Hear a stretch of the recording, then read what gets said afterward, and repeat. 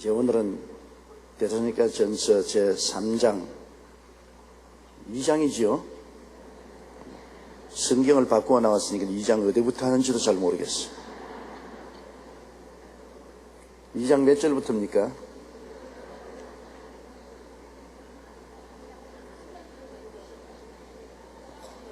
2장 19절부터입니다. 우리 다 같이 2장 19절 소리 내서 읽어보십시다. 우리의 소망이나 기쁨이나 자랑의 면류관이 무엇이냐? 그가 강림하실 때 우리 주 예수 앞에 너희가 아니냐? 바울 선생은 이 데살로니가 교인들이 바울 선생의 소망이요 기쁨이요 자랑이요 면류관이라 했습니다. 대단한 말씀을 했습니다. 하나님 앞에 서게 될 때 예수님이 강림하시면 다 주님 앞에 서게 되잖아요. 그때 바울 선생이 내가 자랑할 것이 무엇이겠느냐? 데살로니가 교인 너희들이 내가 장차 하나님 앞에서 큰 칭찬을 받을 수 있는 소망이고 기쁨이고 자랑이고 또 면류관이 된다는 것입니다. 여러분, 자식을 키우는 부모는 자식이 잘 되면 그 자식이 소망이요 기쁨이요 자랑이요 면류관이 됩니다. 요사이 미국을 뜨들썩하게 하는 프로 스포츠인 미식 축구 챔피언 하인스 워드가 있습니다. 여러분도 신문상으로 텔레비로 다 보았겠지만은 그 어머니 이혼을 당한 그 어머니 편모설화에서 자라난 이 사람이 세계적인 미식 축구 선수가 되었습니다. 이 미식 축구라는 것은 1년 내내 시합을 해서 마지막 정월달에 결승을 하는데 약 100여 개 국가에서 생중계되고 10억 명 이상이 시청하는 미국 최고의 인기 스포츠입니다.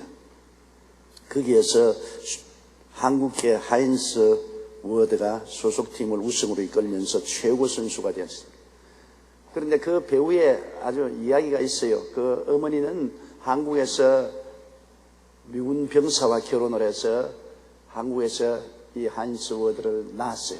1살짜리를 안고 미국에 건너가시나 미국 문화에 익숙하지 못하고 말도 잘 못하고 어려움이 많고 남편하고 곧장 마음이 맞지 않아서 이혼당하고 말았습니다. 이혼을 당하고 아기까지 뺏겼습니다. 그러나 그는 어찌하든지 재혼하지 아니하고 아기를 키워서 훌륭하게 성장시키겠다는 일념으로 뼈가 빠지도록 일을 했습니다.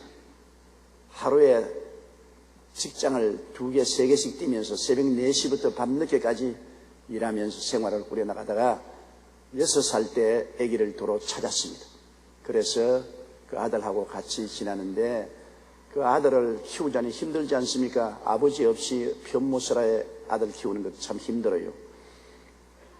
그러니까 또 아침에 새벽 4시에 일어나면 정 늦게까지 있다가 돌아오니까 집을 늘 비우게 되니 아들이 정말 정상적으로 자랄 수가 없죠.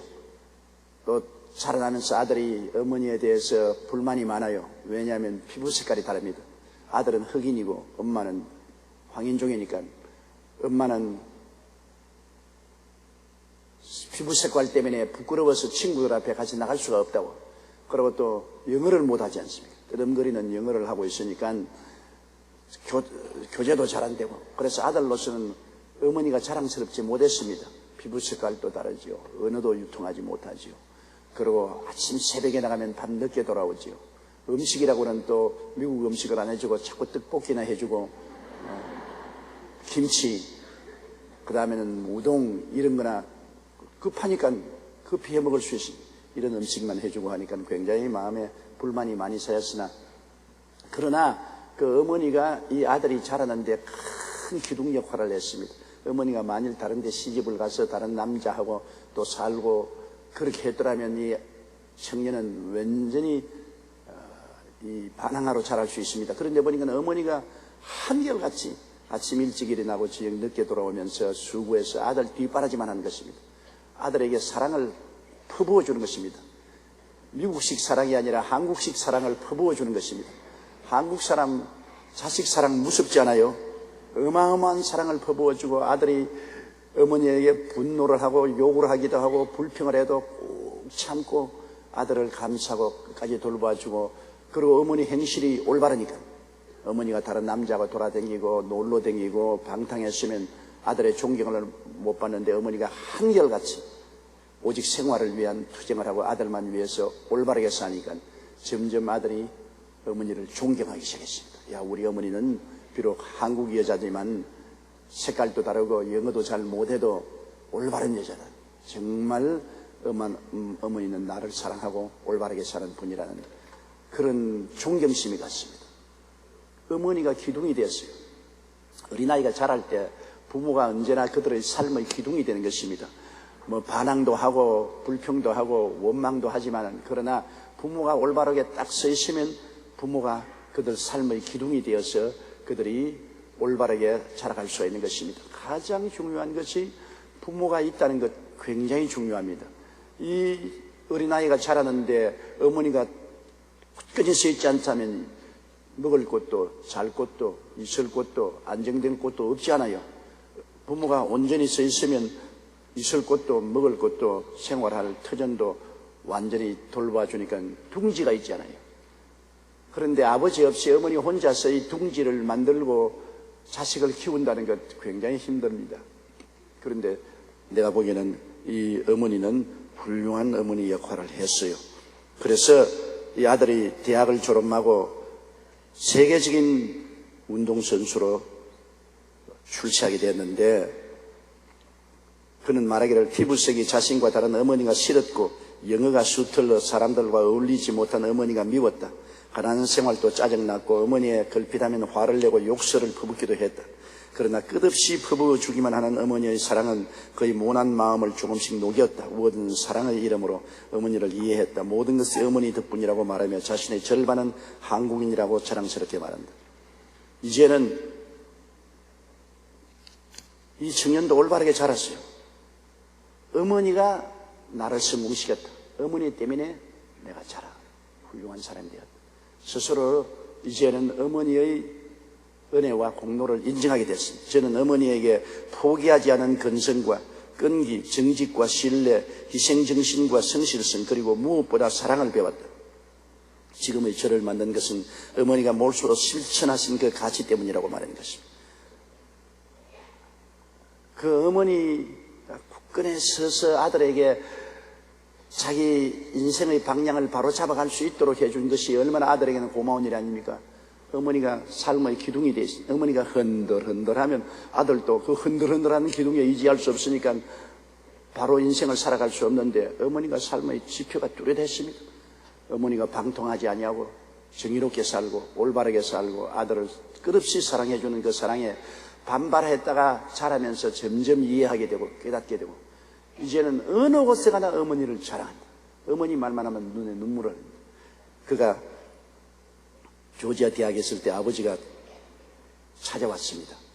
유명한 사람이 되고 신문과 텔레비에도 자주 나오고 하니까 아버지가 찾아오니까 그가 아버지를 보고, 나에게는 어머니 한 분밖에 없다. 아버지는 내게는 없다. 아버지를 만나지 않았다는 유명한 말이 있습니다. 아버지는 그냥 낳아주고 던져버렸으니까 길러준 어머니만 내게 어머니가 있지 아버지는 없다. 아마 지금쯤은 아버지가 가슴을 치고 탄식할 겁니다. 왜냐하면 미국의 슈퍼볼의 MVP 우수선수로 등원이 되면은 이 사람은 팔자 편 겁니다. 그냥 그 유명세가 보통 유명세가 아닙니다. 그리고 아예 그냥 돈 방석 위에 올라가는 것입니다.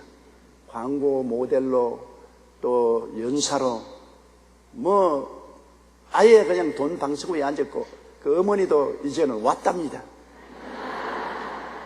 벌써 아들이 집도 사주고 벤츠차도 사주고 생활비도 다 돌봐주고, 그 어머니를 그냥 어깨에 걸머쥐고 이렇게 모시니까 어머니도 고생한 보람이 있죠. 이제 60이 아직 안 된 어머니가 그 자식을 위해서 살아온 보람이 있지 않습니까?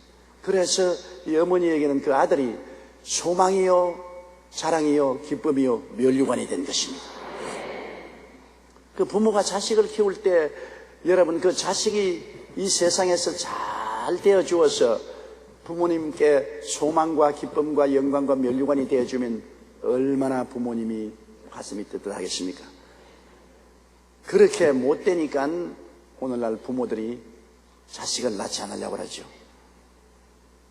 제가 며칠 전에 국무총리의 초청을 받아서 저녁을 같이 하면서 어떻게 하면은 저출산 노령화 문제를 해결할 수 있는가에 대해서 서로 이야기를 많이 나누었습니다. 어떻게 자식을 낳게 하는가. 그래서 그곳에 참석한 한 사람이 조영기 목사가 좀 애들 낳으라고 전국적으로 말하면 많이 낳겠는데 그 말은 안 한다고 그랬어요. 여보시오, 요사이 세상이 어떤 세상이라고 조영기 목사가 애 낳으라고 한다고 애 낳겠나. 지금 저출산 문제가 굉장한 문제입니다. 남자들이 안 낳는 게 아니라 여자들이 안 낳으려고 합니다. 그래서 제가 한 말이 있습니다. 자꾸 여성들에게 집에 어머니가 되고 애들을 기르는 것이 얼마나 아름다운 것이고 가치 있는 것이라는 것을 교훈을 가르치라 그래서 그런 것 가지고 안 된다. 우리 오랜 세월 동안 한국은 여성들이 봉군사회에서 억압당하고 있고 여군이 신장되지 않고 늘 남자들에게 억압당하고 살았는데 이제 세월이 바뀌어서 여자들이 다 교육을 받고 사회에 진출하고 남자들과 당당하게 전문직에 종사하고 무슨 시험을 쳐도 1등은 여자들이 차지하는 이런 사회 풍조 속에서 지금 여자들 집에 들어앉으라면 들어앉을 택이 없다. 그것도 이 시대가 한번 지나가고 난 다음에 세상에 출세에 살아보니까 가정을 가진 것보다 좋지 않더라. 그런 느낌을 가진 후에야 그런 말이 통과되지. 지금은 봉건사회에서 해방과 자유를 누리고 여성이 해방이 되어서 한참 출세하는 과정에 집에 들어가서 애 키우는 게 제일 좋은 일이다. 그러면 참 웃기는 소리 하네. 젊은이들이 누가 들어주겠습니까? 그러니까 그렇게 하지 말고 지금 다 여성들이 해방되고 자유되어 출세하는데 출세하면서도 사회생활 하면서도 어린 아기를 낳게 해주는데 여러 가지 방법이 있다. 어떤 방법이 있느냐. 남자들은 군대에 갔다 오면은 점수를 줘요. 회사에서 일하면 군대에 갔다 온 데 대한 가산점을 줘가지고서 그 가산점 때문에 직제가 높아질 수 있어요. 출세를 잘 할 수 있어요. 그러면 여자들도 아기를 낳으면 가산점을 준단 말이에요. 정부에서나 회사에서 여자가 어린애기를 낳으면 잘했다 말이지. 아예 칭찬을 해주고 가산점을 줘가지고 빨리 더 출세하도록 해주면 출세하려고 더 애를 많이 낳을 것이다. 그러므로 남자만 군대에 갔다 온다고 해서 가산점 주지 말고 여자는 애기 낳으면 가산점을 줘야 된다. 그리고 빨리 교육 문제가 해결돼야 된다. 하도 교육에 골머리를 얹고 돈이 많이 들어갔기 때문에 젊은이들이 이제는 그 애들 교육시킨다고 돈 쓰는 것보다는 모았다가 노년에 편안하게 살자 이렇게 생각하기 때문에 의무교육을 고등학교까지는 꼭 하고 돈 안 들이고 의무교육으로 고등학교 교육을 하고 대학에 들어가면 정부에서 장학금 제도를 실시해가지고서 공짜는 안 될지라도 돈을 빌려줘가지고서 10년이나 20년 만에 사회에 나와서 돈 벌어서 갚을 수 있도록 그런 제도적인 장치를 해주어야 자식을 낳고도 부담을 느끼지 않고 교육을 시킬 수 있지. 지금 자식 낳으면 엄청나게 부담이 되니까 자식 낳아서 기르고 난 다음 나중에 노년에 거지 되고 마는 그런 상황이니까 젊은이들이 계산이 요사이 빠르니까 자식 안 낳으려고 하지 않느냐. 그리고 물론 우리 교회에서는 영유아 돌보는 이런 보육원을 많이 만들어 가지고서 자식들을 맡길 수 있도록 그렇게 해주는 시설도 해야 되고 또 장학금을 주려고 하던 남자들만 장학금 주지 말고 남자들만 주지 말고 여자들만 장학금 줘라. 그런데 조건이 있다. 나중에 졸업하고 시집가서 어린애만 낳으면 장학금은 전부 무료지만은 애 안 낳으면 도로 갚아라. 그래서 4년 동안 고스란히 장학금 가다 공부하고 난 다음에 애 둘 이상만 낳으면은 완전히 무료다. 그냥 다 무료. 그런데 애 둘 이상 안 낳으면 도로 갚아라. 그러한 여러 가지 제도적인 장치를 해야 애를 낳지. 그냥 강단에 서가지고서 전국의 젊은 여성 여러분 어린애기를 낳으시오. 나라와 민족을 위해서 어린애기를 낳으시오. 그런 말이 통과될 때는 이미 시대가 지나가고 말았다는 그런 말을 했습니다만, 요사이 부모들이 자식을 낳는 데 대해서는 여러 가지 사회적 여건을 많이 계산을 합니다. 옛날보다 달라져서 옛날에는 무조건 하고 자식을 낳는 것은 하나님이 주신 천직이니까 자식 낳아놓고 콧물을 줄줄 흘리더라도 고생하고 길러보자, 그렇게 하던 시대가 지나가고 요사이는 전부 계산하거든요. 자기 행복을 위주로 해서 계산하기 때문에 그렇게 쉽게 자녀를 낳으려고 하지 않습니다. 그러나 자녀가 태어나서 부모에게 소망이 되고 기쁨이 되고 영광이 되고 면류관이 된다면 안 낳을 사람 없죠. 나는 이 하인스 워드 씨의 어머니는 고생은 많이 했지만은 정말 고진감래로 이제는 그 아들이 그 어머니를 세계적으로 유명한 인사로 만들었습니다. 언제 우리가 그 부인 이름을 알았나요? 그러나 지금 우리 한국에서는 전부 다 그 부인의 이름을 알고 앞으로 4월 달에 그 아들과 그 한국에 방문한다고 사람들은 그 한국에 방문하면 그를 대환영을 하려고 하고 있습니다. 호박이 능굴째 떨어졌어요. 세상에서 자식이 잘나도 그 부모에게 소망이요 기쁨이요 영광이요 면류관인데요.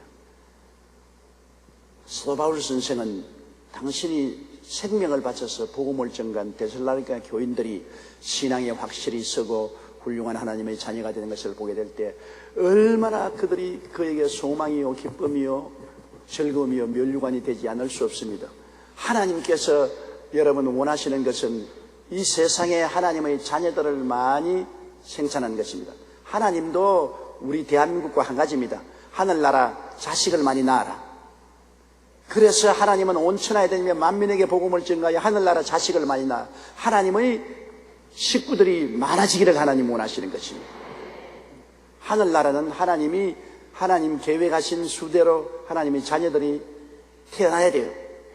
그렇기 때문에 사도들로부터 시작해서 지금까지 교회가 열심히 복음을 전가하고 하늘나라 자녀들을 생산한 것입니다. 우리 여의도 순복음교회는 하나님의 자녀들이 많이 생산되고 많이 모인 것을 크게 기쁘게 생각하고요. 하나님은 자식 많은 것을 큰 자랑으로 생각하는데 우리 예수 잘 믿는 사람들이 그리스도를 잘 믿고 하나님을 잘 섬기고 하늘나라 영광을 위해서 살게 되면 우리가 하나님의 소망이요 기쁨이요 영광이요 하나님의 면류관이 되는 것입니다. 하나님이 야 내 자식들 봐라 얼마나 영광스러운가. 하나님은 자신의 면류관으로 생각하고 영광과 소망과 기쁨으로 생각합니다. 그래서 하나님은 우리를 구원하기 위해서 얼마나 큰 대가를 지불하지 않았습니까? 그 아들 예수님이 십자가에 못 박여 몸짓고 피를 흘려 죽기까지 희생을 지불하면서 우리를 구원하려고 애를 쓰신 것입니다. 그리고 오늘은 성령께서 우리 가운데 오셔서 끊임없이 사람들을 감동시키고 회개시키고 변화시키려고 하는 것이고 하나님이 우리 구원받은 사람들을 하나님의 소망과 기쁨과 영광과 면류관으로 생각하기 때문에 마귀는 어찌하든지 하나님의 영광을 막게 하려고 하나님의 소망을 꺾어버리고 기쁨과 즐거움과 면류관을 빼앗으려고 도적질하고 죽이고 멸망시키는 일을 끊임없이 하고 있습니다. 그러므로 오늘 우리 영혼을 두고서 하나님의 성령과 마귀와 간에 끝없는 싸움을 벌이고 있는 것입니다. 하나님의 성령께서는 천사들과 더불어서 우리를 변화시켜서 굳건한 성도로 삼으려고 하고 마귀는 귀신들과 더불어 어찌하는지 우리를 회방하고 도역질하고 죽이고 멸망시키려고 하고 그리고 더구나 하늘나라 가는 주막인 교회 그리스도의 몸된 교회는 원수 마귀가 제일 타겟대로 삼고 있습니다. 어찌한지 교회를 무너뜨려야 된다. 교회를 혼자스럽게 해야 하늘나라 가는 백성들이 낙심하고 절망한다. 여러분 여기 하인츠도 어머니가 화끈하게 가정을 지켜주었기 때문에 그가 학교 갔다가도 집에 돌아올 곳이 있고 좀 세상으로 흘러나갔다가도 어머니 품 안으로 돌아올 수 있고 먹고 자고 그러고 공부할 수 있는 보금자리가 있다는 것. 그것 때문에 그는 여러 가지 소년 시절에 방종을 하고 낙심도 하고 저항도 하고 했지만은 그러나 돌아올 보금자리가 있었기 때문에 움직이지 않은 것입니다. 그 어머니가 만일 다른 데 시집 가서 다른 남편하고 술이나 먹고 방탕이나 하고 했으면 얘가 보금자리를 잊어버리지 않습니까? 여러분 우리 성도의 보금자리는 교회입니다. 세상에서 시험당하고 환난당하고 고통당하더라도 내가 가서 품에 안길 수가 있고 눈물을 흘려 기도할 수 있고 하나님께 감사 찬양 드릴 수 있는 우리의 보금자리가 있습니다. 교회가 딱 우뚝하게 서서 흔들리지 않고 만세반석 위에 서 있으면 교인들이 이 세상에서 많은 시험과 환난을 겪어도 그것을 이겨나갈 수 있는 힘을 얻을 수가 있는 것입니다. 혹은 좀 열심히 식어지고 혹은 좀 타락을 하고 혹은 좀 세상을 나가도 결국에는 내가 돌아갈 곳이 있습니다. 교회가 있으니까 내가 돌아갈 곳이 있습니다. 그러나 교회가 흔들려서 무너지고 교회가 내가 가서 의지할 수 있는 마음의 보금자리가 되지 못하면은 그만 성도들이 이 세상에서 마귀에 찢기고 짓밟히고 고통당하면서 어디 가서 의지할 데가 없으므로 영혼을 잃어버리고 마는 것입니다. 이 세상에서 교회란 굉장히 중요합니다. 교회가 바로 성도들의 영적인 가정인 것입니다. 안식처인 것입니다. 이곳에 와야 마음에 참 안식을 얻고 평안을 얻고 하나님 은혜 속에서 살 수 있습니다. 여기서 말씀도 듣고 성령의 감화 감동도 받고 회개도 하고 변화도 받고 은혜도 받고 축복도 받는 것이 교회인 것입니다. 그러므로 여기에 바울 선생은 데살로니가 성도들이 데살로니가 새로 태어난 교회, 그것도 정부와 유대인들과 사회인들에게 엄청나게 핍박을 받고 뒤에 흔들려도 움직이지 않냐고 그들은 굳세게 서서 신앙을 유지하는 것을 보고 너무나 좋았어. 너들이 나의 소망이요 나의 기쁨이요 나의 영광이요 나의 면류관이라고 말씀합니다. 우리 지역장 구역장 여러분 예수님 오실 때 여러분의 소망이요 기쁨이요 자랑이요 면류관이 뭐겠습니까? 구역원들인 것입니다. 내가 구역원들을 잘 돌보고 주 안에 잘 이끌어서 하나님 앞에 우뚝 서게 만들어 놓으면 그것이 하나님 앞에 얼마나 자랑스러운 소망이요 기쁨이요 즐거움이요 면류관이 되는 것입니다. 또 우리 개인 성도들은 내가 이웃을 전도하는 것, 한 사람의 영혼이라도 열심히 내가 태신자를 삼아서 위해서 기도하고 그 다음에는 영혼을 구원받고 성장하게 해주면 그것이 전부 다 내게는 하늘나라에 상급받는 소망이요 기쁨이요 즐거움이요 면류관이 되는 것입니다. 우리가 많은 사람을 주께로 인도하는 이것이 하늘나라에 가서 가장 큰 상급이 되는 것입니다. 우리가 그냥 나만 예수 잘 믿고 천당 가면 되었지 내가 뭐 다른 사람 전도할 것이 무엇이냐, 이것은 요사이 마치 아니 내만 뭐 결혼해서 그냥 부부간에 단란하게 잘 살면 되지 자식 낳아서 뭐 하겠느냐. 국가의 정책에 위반되는 것이고 우리 민족의 장래를 어둡고 캄캄하게 만드는 일이라는 게 있습니까? 하늘나라의 영광과 번영을 위해서 우리 하늘나라 자녀들을 많이 생산해야 되기 때문에 우리가 반드시 예수 믿으면 나만 믿는 것이 아니라 또 영적인 자녀를 낳아야만 되는 것입니다. 내가 구원할 상대를 정해놓고 위에서 기도하고 전도하고 애를 써서 반드시 영적인 아기를 낳아야 돼요. 육신의 자녀 낳는데도 어린아기를 10달 동안 배에 넣고 다니고 낳을 때 얼마나 고통을 당합니까? 영적인 자녀를 낳는 것도 꼭 한 가지입니다. 내가 영적 자녀를 낳으려면 그 사람을 태신자로 마음에 작정을 하고 위에서 늘 기도를 하고 웃기 싫은데도 웃어줘야 되고 다정하게 해줘야 되고 맛있는 음식도 사다 줘야 되고 놀러도 같이 데리고 가고 온갖 교통과 교제를 통해서 피할 수 없게 만들어서 나중에 교회를 데리고 와서 예수 믿게 하고 또 어떻게 처음 믿고 난 다음에 못되게 구는지 주일날 또 교회 안 나가겠다고 발부둥을 치고 세상으로 나가는 것도 억지로 끌고 나오고 애 많이 써야 됩니다. 꼭 자식 기르는 거 한 가지요. 영혼을 구원한다고 구로를 하고 이제 태어난 영혼을 자라게 하기 위해서 못되게 구는 것 다 참고 이끌고 나가고 그래서 훌륭한 신앙인으로 성장시키는 데는 어마어마한 고통이 있고 인내가 있어야 되는 것입니다. 그렇게 되기 때문에 하나님이 그러한 분들에게 상을 안 줄 수가 없죠. 주님께서 귀하게 여기시고 상을 주시는 것입니다. 우리의 소망이나 기쁨이나 자랑의 면류관이 무엇이냐? 그가 강림하실 때 우리 주 예수 앞에서 너희가 아니냐? 너희는 우리의 영광이요 기쁨이니라.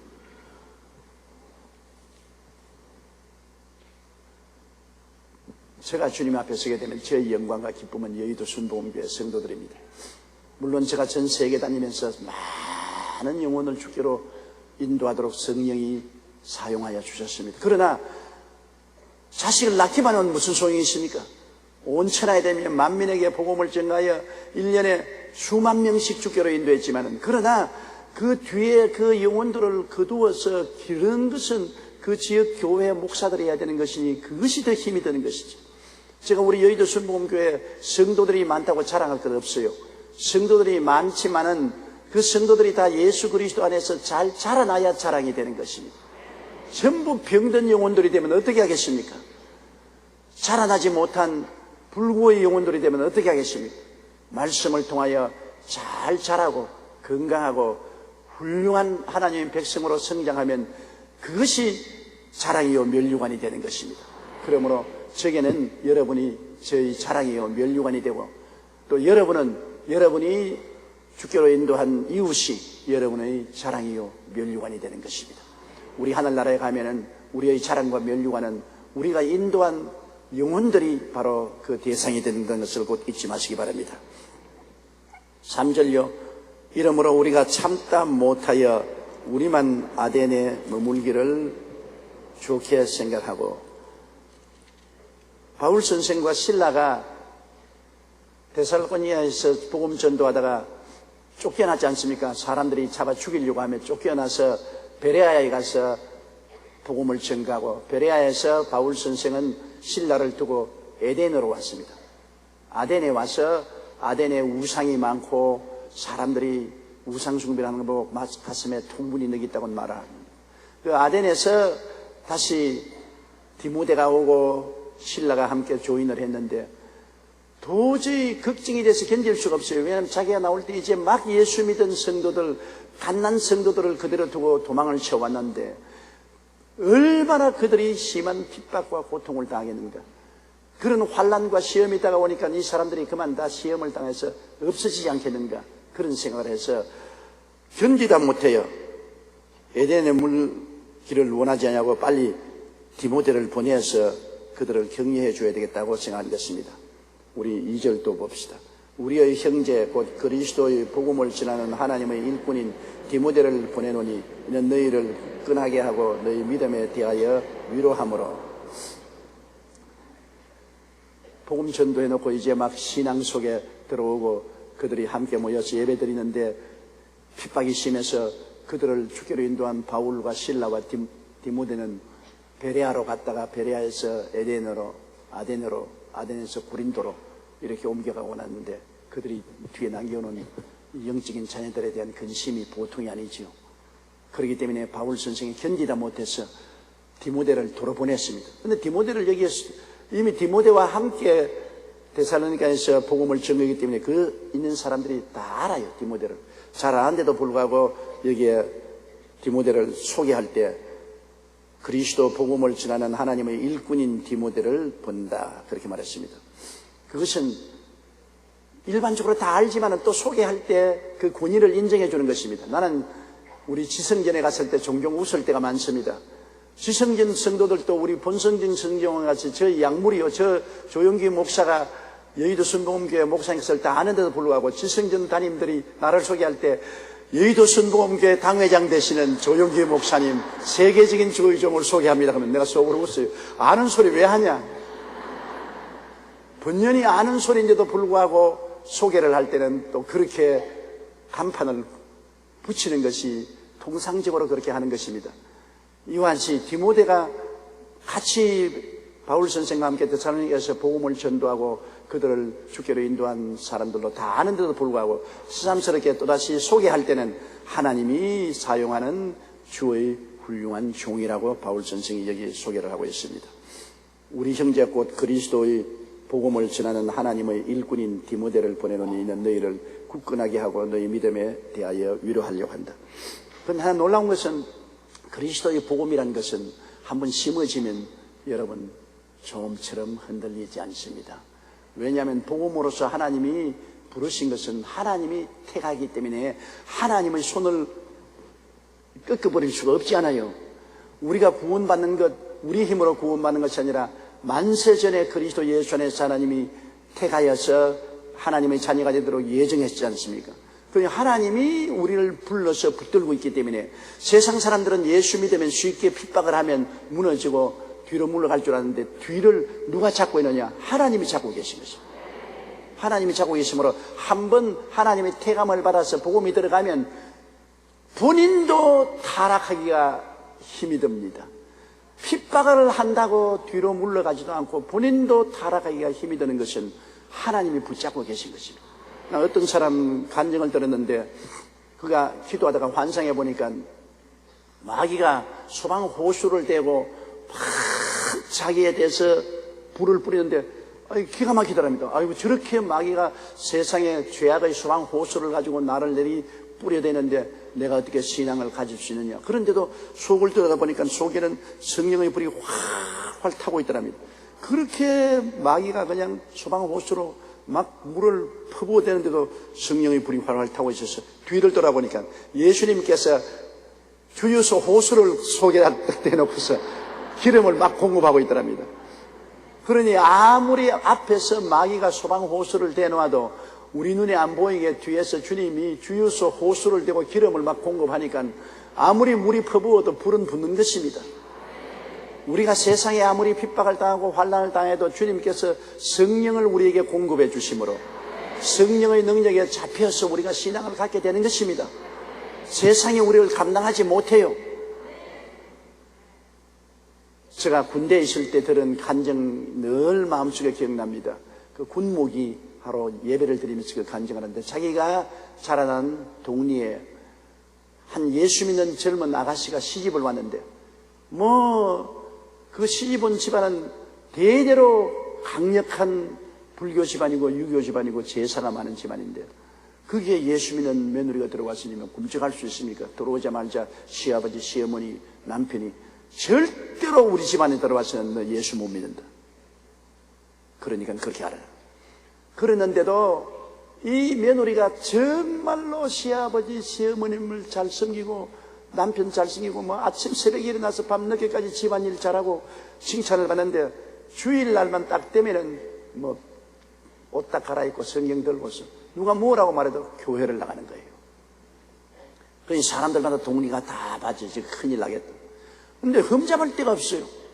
너무나 착하고 충실한 며느리요 아내인데 주일날만은 타협이 안 돼요. 어떻게 호령을 쳐도 그냥 죽기 아니면 살기로 성경책 들고서 교회 나가는 거예요. 그래서 하루는 가족이 결심을 하고서 이를 징계를 해야 되겠다고. 교회 갔다 오는데 시아버지, 시어머니 그 남편이 당장 성경을 빼앗고 머리채를 감고 끌고 와서 방에 구들이 있지 않습니까? 구들을 파고 그 구들에는 불을 떼면 이렇게 불 연기가 들어가도록 돌을 놓고 난 다음에 그 다음 흙으로 덮고서 장판을 했지 않습니까?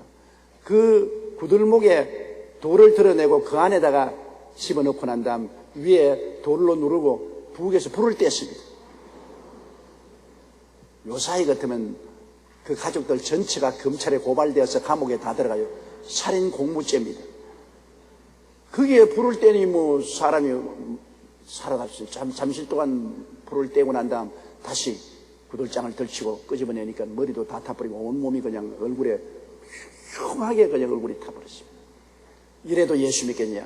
그러니까 그 며느리가 꾸름대로서 하나님 아버지요, 우리 시아버지, 시어머니, 남편은 훌륭하고 좋은 사람들인데 하나님을 알지 못함으로 이런 일을 행한 것입니다. 그러므로 이 죄를 용서해 주시고 저들을 원망하지 말아 주시옵소서. 주님이시여, 내가 원하오니 나는 죽어도 좋습니다. 저들이 예수 믿고 구원받게 해주십시오 하는데 갑자기 시아버지가 아이고 내죽내고 뒹구는데 화상에 고통당하는 그 고통이 시아버지께로 가버렸어요. 시아버지가 아파서 내죽다고 내리 뒹굴고 아이고 날 살려라고. 그래 며느리가 가서 안수를 하고서 하나님 아버지여, 이 아버님의 고통을 들어주시고 하나님이 돌봐달라고 며느리가 간절히 기도를 하니까 그 시아버지가 고통이 사라지고 나와서 아이고 며느라 나도 예수 믿겠다. 나를 도와달라고. 그래서 시아버지가 예수를 믿게 되고 시어머니도 예수 믿게 되고 남편도 예수 믿게 되고 교회에 중직을 얻게 되고 그 부인은 얼굴이 완전히 익었기 때문에 나아서도 화상으로 이그러져서 아주 보기가 흉하였지만은 그러나 그 보기 흉한 얼굴에 하나님의 영광이 끊이지 않았고 늘 즐겁고 기쁘게 찬송을 부르고 온 가족을 주께로 인도했다는 그 군목의 이야기를 들었었습니다. 그러므로 예수를 믿고 엄청나게 핍박을 해도 한번 신앙의 씨앗이 심어지고 성령이 같이 계시면 흔들리지 않는 것입니다. 우리 한국에도 보면 대다수 며느리가 들어와서 온 가정에 예수 믿게 된 분이 부지기수입니다. 남편이 먼저 예수 믿고 가정을 이끈 집은 별로 많지 않은데 부인이 먼저 예수를 믿었고 난 다음에는 가정을 다 주께로 인도해요. 그 여성의 그 신앙의 힘이라는 것이 대단히 강합니다. 타락도 여성이 시키고 구원도 여성이 시키는 것입니다. 여성의 손에 하늘나라가 달려있다는 것을 우리가 알아야 돼요. 우리 교회 여성 성도들이 많은 것을 감사하게 생각하는 것은 그만큼 우리 교회에 파워가 있다는 것입니다. 파워가 있어. 그래서 핍박이 온다고 해서 교회는 쉽게 무너지지 않습니다. 교회 뒤에는 하나님이 전능의 능력으로 붙잡고 있는 것입니다. 우리 성도들의 뒤에는 하나님이 잡고 있기 때문에 세상 사람들 보기에 그렇게 연약하고 보잘것없는 사람으로 보이지만 실제는 전능하신 하나님이 우리를 예정하시고 택하셔서 딱 잡고 계시는데 사라지지 않죠. 그렇기 때문에 데살로니가 교회 같은 거 보십시오. 엄청나게 정부가 민간과 더불어서 막 살아나는 교회를 짓밟으려고 하지만은 바울 선생은 너무나 걱정을 하고 괴로워서 고린도에서 디모데를 보냈지만은 가보니까 교회는 그렇지 않아요. 그 시험과 환난 가운데 그들은 함께 모여 기도하고 굳건하게 서 있더라는 것입니다. 지금 북한 정권이 예수 믿는 사람들을 잡아서 강제 수용소에 넣고 혹은 총살도 하기도 하고 하지만 그러나 여러분 나중에 북한 사회가 열리면 들어가 보세요. 지하에 있던 많은 교인들이 있을 것입니다. 하나님이 택한 사람들 지하에서 흐트러지지 아니하고 예수를 믿고 있을 것입니다. 중국이 공산화되고 난 다음에 그렇게 어마어마하게 기독교를 박멸하려고 했지만은 중국이 자유가 되고 난 다음에 보니까 공산화되기 전에 있던 교인들보다도 배나 더 많은 성도들이 생겨났다는 것을 발표한 적이 있습니다. 이러므로 우리의 복음은 사람으로부터 시작한 것이 복음이 아닙니다. 복음의 원천이 하나님께로부터 있는 것입니다. 누가 하나님과 대적할 수 있습니까? 누가 하나님과 실험해서 이길 수가 있는 것입니까? 이 일이 사람으로 말미암았으면 핍박을 하면 무너집니다. 그러나 이 일이 하나님께로부터 출발했기 때문에 그렇게 쉽게 무너지지 않습니다. 우리나라에도 처음 복음이 전파되었을 때만 해도 신앙의 선조들이 예수 믿는 이유로 엄청나게 핍박받았지요. 1784년 이성훈이 북경에서 세례를 받을 때부터 신앙의 자유가 인정된 1886년까지 약 100년 동안에 우리 한국에 예수 믿는다고 잡아 죽인 수가 무려 10,000명이 됩니다. 약 1만여 명이 예수를 믿다가 관에 잡혀서 처형을 당한 것입니다. 그만한 핍박을 당했으면 이 불교와 유교국가에 있는 한국의 기독교가 뿌리를 내리지 못했을 것 같은데 오늘날에 와서는 여러분 우리 한국에 1200만 성도 5만 교회 10만 주의 종들이 있지 않습니까? 교회라는 것은 핍박하면 할수록 하나님께서 더 은혜를 퍼부어 주시기 때문에 더 왕성하게 자라는 것입니다. 우리가 3절 보십시다. 아무도 이 여러 환난 중에 흔들리지 않게 하려 함이라. 우리가 이것을 위하여 세움을 받은 줄을 너희가 친히 알리라. 환난이 와서 흔들리지 않기를 바울 선생은 원해서 디모데를 보내고 격려를 하는 것입니다. 우리가 어려움을 당할 때 우리가 서로 도와주고 격려하는 것이 굉장히 우리 신앙생활에 필요합니다. 혼자면 흔들리더라도 두 사람 이상이면 여러분 흔들리지 않아요. 제가 해외여행을 해보면 절신히 압니다. 혼자서 겨울철에 구라판 같은 데서 호텔에 들어자면 얼마나 추운지 몰라요. 구라판에는 더구나 호텔이 불을 안 떼줍니다. 우리 미국식 호텔은 다 불을 떼주지만 구라판은 옛날에는 호텔에 불이 없어요. 가정에도 겨울에 아파트에도 불이 없어요. 그대로 두꺼운 옷을 입고 자요. 혼자면 굉장히 추운데 우리 집사람하고 같이 여행을 해보니까 둘이가 있으니까 굉장히 따뜻하더라고요. 그러니까 구라파에서는 모두 다 부부간에 꼭 귀 안고 살게 돼 있어요. 한국에 있는 우리 자매님이 불란서에 가서 집회할 때 나보고 말합니다. 불란서 남편을 데려갔어요. 이 양반이 택도 없는 모르는 소리 하고 있다고. 그 남편이 뭐라 하냐면, 아이고, 한국 여자들은 굉장히 열정적이라고.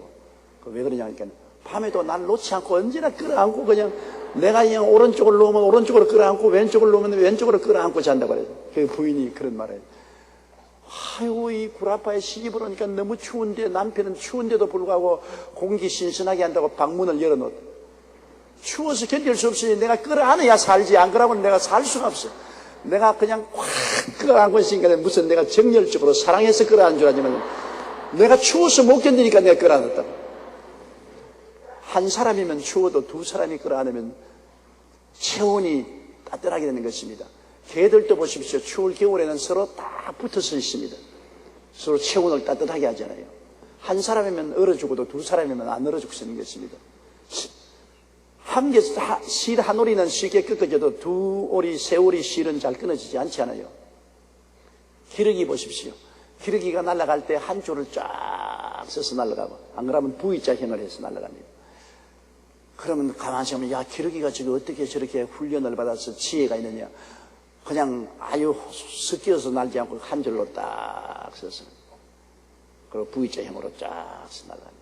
그거는 기러기들이 자기들의 경험에 의해서 만드는 것입니다. 왜냐하면 높이 공중을 날 때 앞에 기러기가 선두에 서서 날개를 치면 굉장히 힘이 드는데, 이 앞에 기러기가 날개를 쳐줌으로 말미암아 뒤에 오는 기러기는 날개 바람 힘을 71%나 들고 날 수가 있습니다.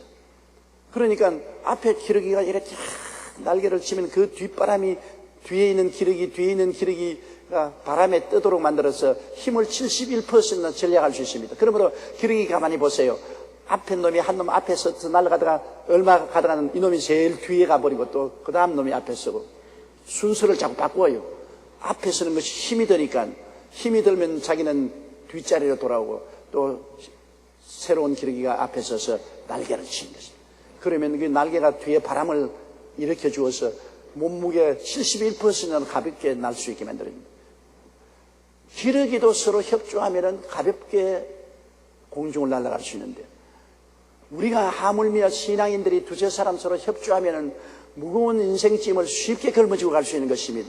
그렇기 때문에 구역이 필요한 이유가 거기 있는 것입니다. 일반 교회에 오면 대중들이 그냥 모여서 있기 때문에 개인 사정을 모르고 개인을 위해서 기도하지 못하잖아요. 그러나 구역에 들어가면 서로 개인의 사정을 다 알기 때문에 두 사람 모여서 각 가정을 위해서 함께 기도하면 기도의 능력이 훨씬 많이 나타나게 되는 것입니다.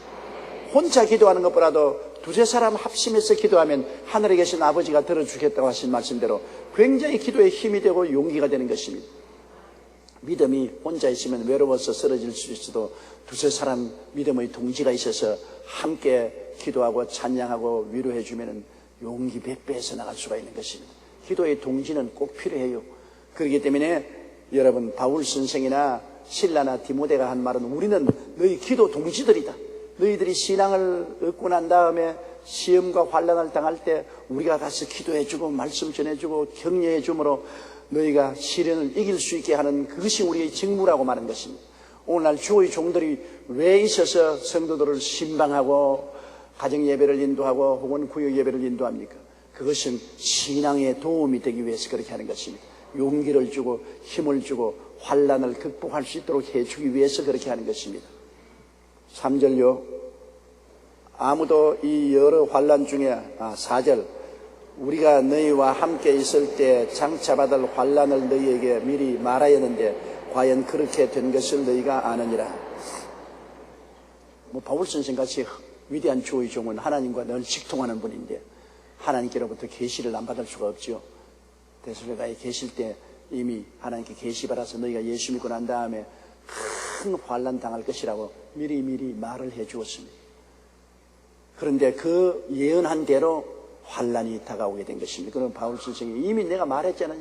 기대한 대로 환난이 다가왔으니까 하나님이 너희를 모른 채 하지 않는다. 미리 알고 벌써 환난 당할 것을 알고 하나님이 경계하시고 주의하라고 했지 않느냐. 그런데 왜 그러면 예수 믿는데 그런 환난을 당케 하느냐.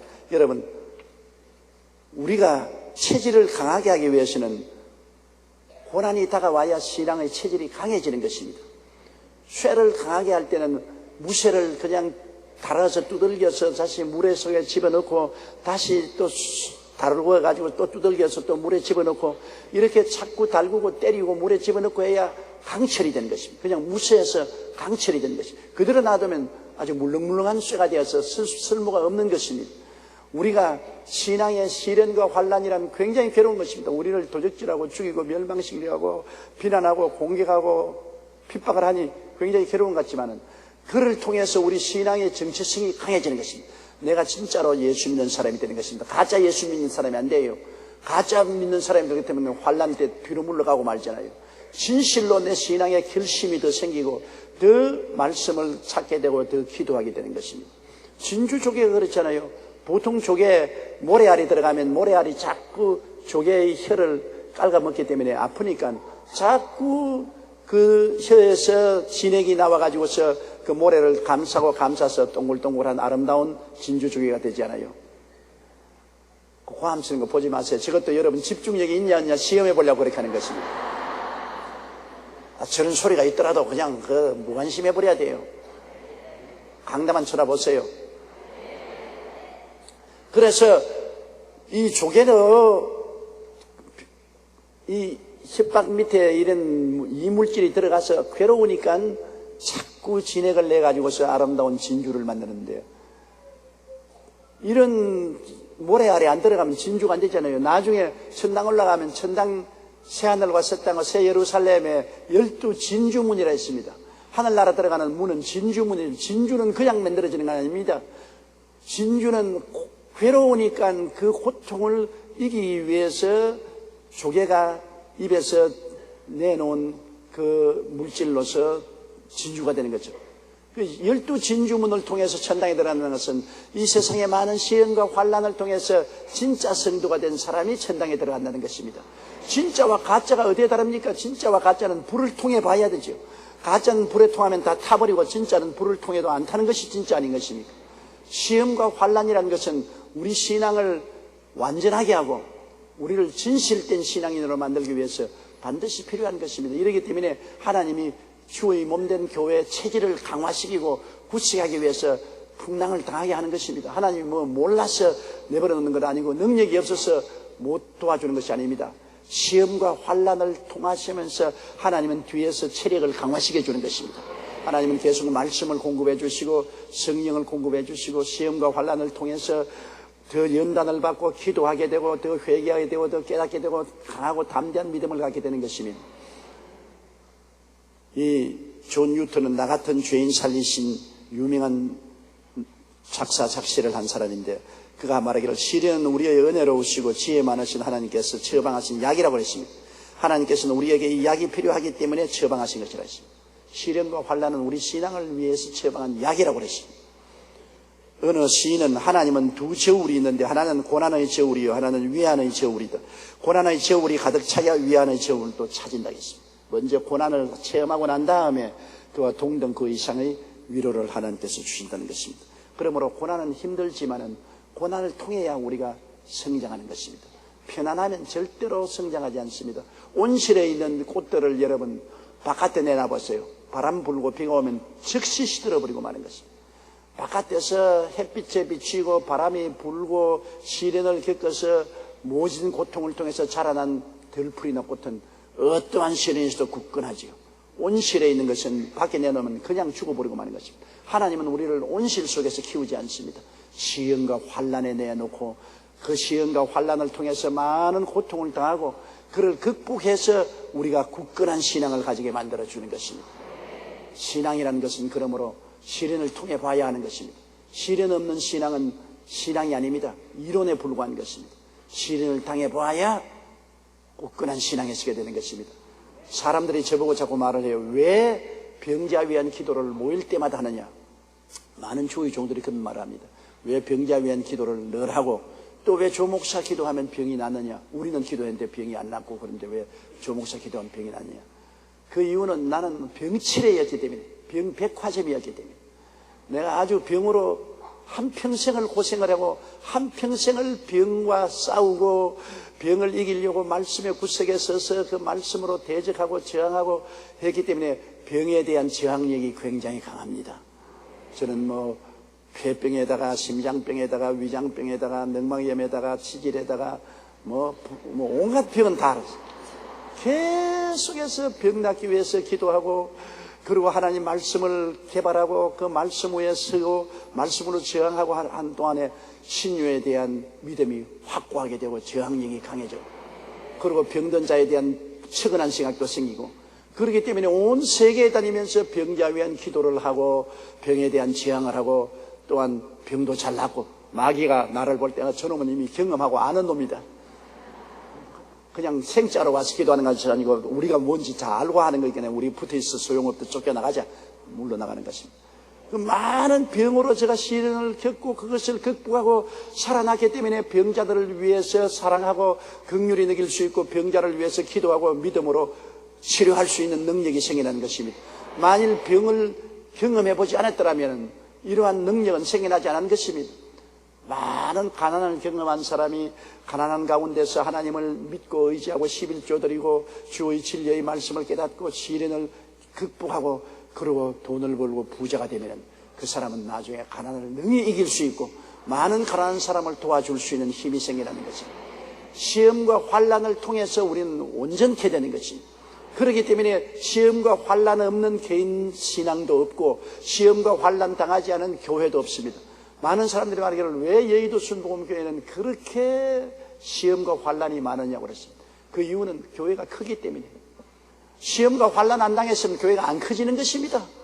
편안한 교회는 여러분 믿음의 역사가 일어나지 않기 때문에 안 자라죠. 그러나 우리는 처음부터 모질게 시험과 환난을 당하기 때문에 억세게 하나님을 찾고 기도하고 믿음으로 서심으로 교회가 힘을 얻게 되고 마귀와 싸워서 이기게 되고 교회가 자라게 되는 것입니다. 큰 교회가 그냥 편안하게 큰 교회가 되지 않습니다. 큰 교회가 되기 위해서는 모진 풍랑을 이기고 나가야 큰 교회가 되는 것이지요. 시련을 이기지 않고는 기도와 믿음의 힘이 자라지 않기 때문인 것입니다. 이러므로 여러분께서 여러 가지 시험과 환난을 당할 때 하나님이 나를 버렸다고 생각하지 마십시오. 하나님이 나를 모른다고 생각하지 마십시오. 하나님은 여러분 등 뒤에 서 계십니다. 앞에서 시험과 환난이 아무리 다가와도 하나님은 안 보이는데 어디 계시냐? 하나님은 등 뒤에 계신 것입니다. 등 뒤에서 여러분에게 힘을 주고 능력을 주고 용기를 주고 희망을 주고 기쁨을 주어가면서 여러분이 그 시련을 통해서 이김으로 말미암아 큰 경험을 얻고 지식도 얻고 믿음을 얻도록 만들어 주시는 것입니다. 그래서 굳건히 자란 위대한 자랑스러운 하나님의 자녀가 되게 만들어 주시는 것입니다. 이러므로 시험과 환난으로 무너질 성도는 없습니다. 하나님이 감당치 못할 시험당하면 허락하지 아니하십니다. 시험당할 점에 피할 길을 내사 능력으로 우리를 감당케 하시는 것입니다. 우리에게 다가오는 시험은 다 감당할 만하게 주님께서 뒤에서 붙잡고 있는 것입니다. 정 감당하지 못할 시험이다 하면 우리를 준 빼돌리는 것입니다. 그러므로 시험당할 때 하나님께서는 능히 감당할 수 있게 한다는 것을 알고 믿으시기 바랍니다. 그리고 하나님을 의지하고 시험을 통과하십시오.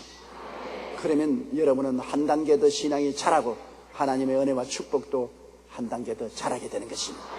이러므로 데살로니가 교회가 비록 태어난 지 얼마 안 되지만은 거센 풍랑과 시험을 당했어도 그 교회가 흔들리지 않고 무너지지 않고 굳건하게 서게 된 것을 바울 선생과 실라와 디모데는 알게 되고 마음에 큰 기쁨을 얻고 격려와 용기를 그들에게 주기를 원했던 것입니다.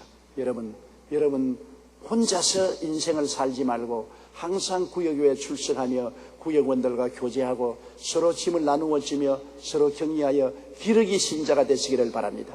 서로 도와주는 신자가 되면 여러분 시험도 능히 더 쉽게 이겨나갈 수 있고 견디고 감당할 수가 있습니다. 그러나 결국에는 모든 시험과 환난은 하나님의 손에 의해서 우리에게 유익으로 돌아오는 것입니다. 악을 변하여 선으로 만드는 것은 하나님의 역사인 것입니다. 하나님을 사랑하는 자 곧 그 뜻대로 부르심을 입은 자들에게는 모든 것이 합력하여 선으로 이루는 것입니다. 좋은 것 나쁜 것 성공 실패 건강 질병 할 것 없이 무엇이든지 내가 하나님을 사랑하고 하나님을 따라가면 하나님은 합동하여 유익이 되게 만들어 주시는 것입니다. 왜냐하면 하나님은 전지전능하신 권능이 계시기 때문에 하나님의 손에 들어가면 무엇이든지 변화되지 않을 수가 없는 것입니다. 하나님은 기적을 지금도 행하시는 것입니다. 우리 눈에 안 보인다고 의심하지 마십시오. 하나님은 언제나 우리 뒤편에 서 계시지 앞에 안 섭니다. 마귀는 앞에 와서 알랑거리지만 하나님은 우리 뒤에 언제나 서 계신 것입니다.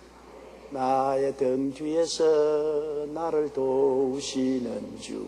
보십시오. 나의 등 뒤에서 나를 도와주시는, 나의 앞에서 나를 도우는 게 아니라 등 뒤에서 나를 도와주시는 것입니다. 그러므로 하나님 안 보인다고, 안 계신다고 생각하면 안 되는 것입니다. 오늘도 하나님이 여러분 등 뒤에 탁 버티고 계십니다. 그리고 예수 그리스도 성령 삼위일체 하나님이 여러분을 뒤에서 돌봐주고 계시므로 여러분은 넉넉히 이깁니다. 승리합니다. 합동하여 유익이 이루어집니다. 어떠한 시험이 다가와도 흔들리지 않습니다. 여러분의 신앙의 근본이 여러분에게 있지 않고 하나님께 있는 것입니다. 여러분이 예수 믿으려고 작정했기 때문에 믿는 것이 아닙니다. 하나님이 선택해 줬기 때문에 믿는 것입니다. 여러분이 굳건히 서는 것이 아니라 하나님이 뒤를 붙잡고 있기 때문에 굳건히 서는 것입니다. 신앙의 원천이 하나님께 있고 우리의 기둥이 하나님이시기 때문에 하나님이 살아계신 이상 우리는 버림받지 아니하고 무너지지 아니하고 좌절하지 아니할 것입니다.